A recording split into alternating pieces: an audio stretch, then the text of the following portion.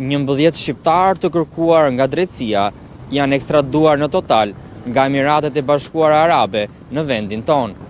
Miti e ekstradimeve nga Dubai u thye për herë të parë më datë 2 maj 2025, ku 45 vjeçari Florent Çapja u ekstradua nga Emiratet e Bashkuara Arabe, ndërsa ekstradimi më i bujshëm i realizuar ndonjëherë nga Departamenti i Marrëdhënieve Ndërkombëtare në Policinë e Shtetit u krye këtë të njëjtë në datë 26 shkurt 2026.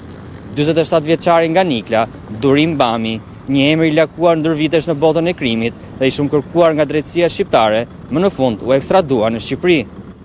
Durim Bami është arrestuar që prej datës 14 maj 2024 në Dubai, ku fillimisht qëndroi në burg atje dhe më pas kaloi në masën e sigurisë së arrestit shtëpiak. 47 vjeçari është nga shqiptarët që strehoi në Dubai, i cili ka qëndruar më shumë në burg atje mbi një vit. Më pas, ndaj tij u caktua masa arrest shtëpie, masë sigurie me të cilën ishte edhe kur u miratua ekstradimi i tij drejt Shqipërisë.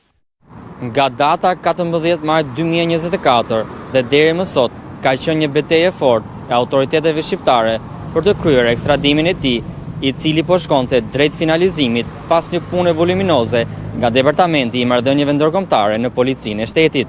Madje së fundmi, edhe autoritetet në Dubai kishin nisur një procedim për verifikim pasuror në ngarkim të Durim Bamit.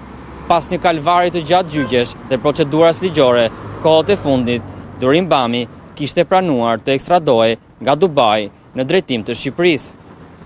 Durim Bami ishte shpallur në kërkim ndërkombëtar, pasi gjykata e posaçme i ka caktuar masën e sigurisë arrest në burg për veprat penale, sigurimi kushteve për të kryer vrasje, grupi strukturuar kriminal dhe kultivimi i bimëve narkotike.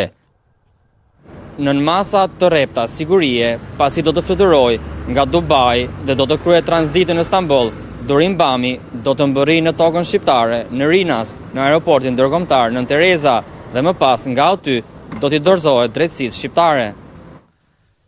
Bami akuzohet nga SPAK se kishte kërkuar eliminimin e ish-deputetit socialist Arben Doka, ndërsa ky i fundit dhe antarë të tjerë të grupeve kriminale kërkonin eliminimin e Durim Bamit. Të gjitha tentativat e vrasjeve u zbuluan nga aplikacioni SkyCC.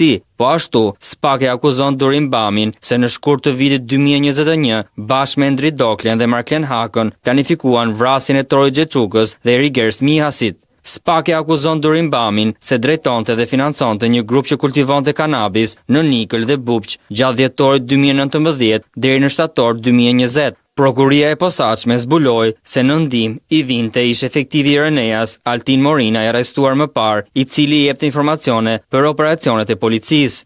Ekstradimi Durim Bamit nga Dubai i sjell SPAK para drejtësisë një personazh që mund të ketë dieni për shumë ngjarje të rënda kriminale që kanë ndodhur ndër vite në vendin tonë.